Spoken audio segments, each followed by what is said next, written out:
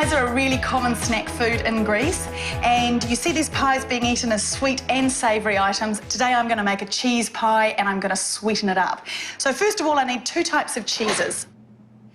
In Greece, you get all these beautiful, fresh, soft cheeses, but they're not so easy to find outside of Greece, so I've chosen 2 really common cheeses, feta and a cream cheese. I'm using 300 grams of the feta and 100 grams of the cream cheese, and just mix those together roughly with a fork.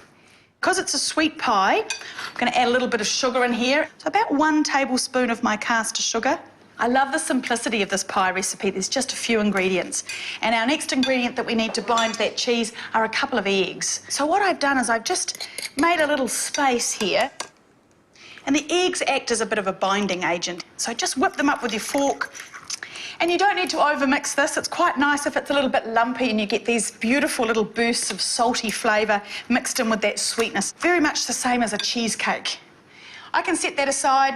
Now what I need to do is melt some butter for my phyllo pastry. So I've got my phyllo pastry sitting under here, and I want to have everything organised because you've got to work pretty quickly for phyllo. I've got about 50 grams here, and this is going to be used just to layer our phyllo pastry sheets together. I've got my trusted favourite old pie dish. I'm just greasing that tin, sides and all. All right, I'm ready to start building my pie. So underneath a slightly damp tea towel are my sheets of beautiful, very, very thin phyllo pastry. It's really not as delicate as it looks, but it is very thin, so treat them pretty gently. Ease it into our pie tin here. No need to cut it to size. Leave some overlapping, because that's actually going to become the lid of my pie. A little bit of a quick brush, and I'm just going to keep on layering up. I'm using around about 10 sheets. Moving quite quickly so that this pastry doesn't have a chance to dry out. By layering up these leaves of pastry with the butter in between, you just get both the beautiful flavour of butter and also this lovely crunch. If you're worried about the health implications of all that butter, I suggest just a very small piece. All right, so that's now ready for my filling.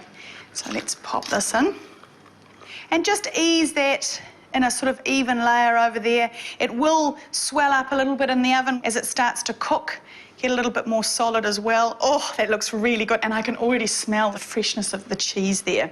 And I just need to now make a lid for it, and I'm just going to fold each one of these layers over like this. Quite roughly is absolutely fine. It's important to do this one by one, but you don't need to put butter on every layer through here. So I'm going to do a couple of layers.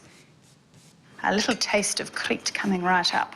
We've got our last leaf there. And then what I do, because I'm a semi-tidy cook and I'd like my pie to have a flat finish on the top, is I grab one last sheet. I just brush whilst it's not on the pie. Fold that in half, smooth it down, and then grab that on top of your pie, fold it under.